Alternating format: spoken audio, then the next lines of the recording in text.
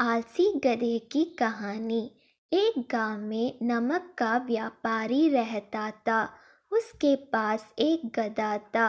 व्यापारी रोज अपने गोदाम से दुकान तक नमक ले जाने के लिए गधे का इस्तेमाल किया करता था।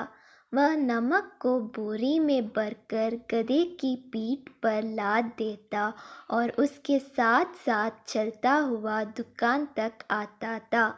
व्यापारी का गधा आलसी प्रवृत्ति का था। काम से बचने के लिए वह नित नए उपाय सोचता रहता था। गोदाम से दुकान तक के रास्ते में एक नदी पड़ती थी, जिस पर एक छोटा पुल बना हुआ है। एक दिन नदी पर बने पुल पर चलते समय अचानक गधे का पैर फिसला और वह नदी में जा गिरा।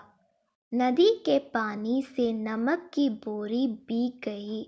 जब तक व्यापारी ने गधे को पानी से निकला, तब तक बोरी में भरा बहुत सारे नमक घुल चुका था।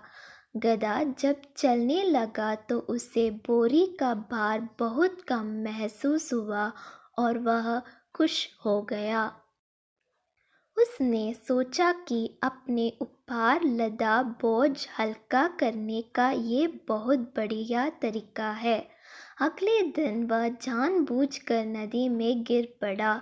नमक पानी में घुल जाने से बोरी का वजन फिर कम हो गया। उसके बाद से वह हर रोज ऐसा ही करने लगा। रोज रोज गधे की ये हरकत देखकर व्यापारी उसकी चालाकी समझ गया। उसने गधे को सबक सिखाने का फैसला कर लिया और अगले दिन बोरी में नमक के स्थान पर रूही भरकर गधे की पीठ पर लाद दिया। रूही हल्की थी। इसके बाद भी आलसी गधे ने सोचा कि क्यों ना रोज की तरह नदी के पानी में गिरकर इस वजन को हार कम कर लिया जाए। इसलिए वह जानबूझकर नदी में गिर पड़ा। लेकिन इस बार बोरी में नमक नहीं बल्कि रूही थी। पानी में भीगकर रूही का वजन कई गुना बढ़ गया। गधा जब उठकर चलने को हुआ तो इतनी भारी बोझ से उसका बुरा हाल हो गया। उस दिन के बाद से उसने कभी आलस न करने का निर्णय किया। सीख: आलस का फल कभी ना कभी मिल ही जाता है।